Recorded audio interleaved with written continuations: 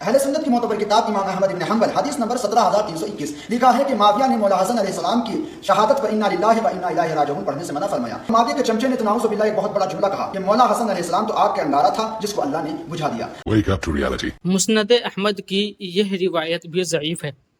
سند میں ایک راوی ہیں جن کا نام ہے بقیہ، یہ مدلس ہیں، اور یہ عام مدلس نہیں بلکہ تدلیس تسویہ کرنے والے ہیں، یعنی تسویہ کہتے ہیں برابر کرنے کو۔ اس میں راوی یہ کرتا ہے کہ اپنی سند سے ضعیف راویوں کو نکال دیتا ہے اور پھر حدثنا کہہ کر روایت کرتا ہے، اور سننے والے کو ایسا لگتا ہے کہ یہ حدیث صحیح ہے، حالانکہ حدیث صحیح نہیں ہوتی۔ بقیہ صدوق درجے کا راوی ہے، مگر اس کے بارے میں جرح موجود ہے کہ ہر کسی سے حدیث لے لیتے تھے، اور ان کے بارے میں یہ بھی منقول ہے کہ اگر یہ ثقہ سے روایت کریں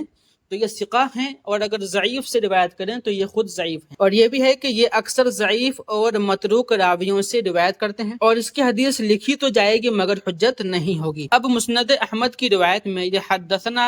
کہہ رہا ہے، مگر ابو داؤد کی اسی روایت میں یہ عن سے روایت کر رہے ہیں، کیونکہ یہ حمصی ہیں، اور حمصی روایت کے متعلق یہ بات موجود ہے کہ یہ سماعت کی صراحت کرنے میں کوئی فرق نہیں کرتے، جہاں من کرتا ہے حدثنا اخبرنا کہہ دیتے ہیں، اور جہاں من کرتا ہے عن سے روایت کرتے ہیں، یعنی حقیقت میں تو یہ سماع نہیں کرتے ہیں، لیکن پھر بھی یہ تدلیس تسویہ کرتے ہوئے یہ سماع کی صراحت کر دیتے ہیں، اور تدلیس تسویہ کا حکم یہ ہے کہ سماعت کی صراحت ضروری ہے۔ اور مسند کی روایت میں خالد سے سماع کی صراحت نہیں ہے بلکہ عن سے روایت کر رہے ہیں، اور ابو داؤد کی سند میں تو خود بقیہ کی سماعت کی صراحت نہیں ہے بلکہ بقیہ بھی عن سے روایت کر رہے ہیں، لہٰذا یہ حدیث بھی ضعیف ہوگی، اور اس کی وجہ سے کوئی اعتراض لازم نہیں آئے گا۔ مزید اس کے اور بھی جوابات ہیں، انشاءاللہ آئندہ پیش کیا جائے گا۔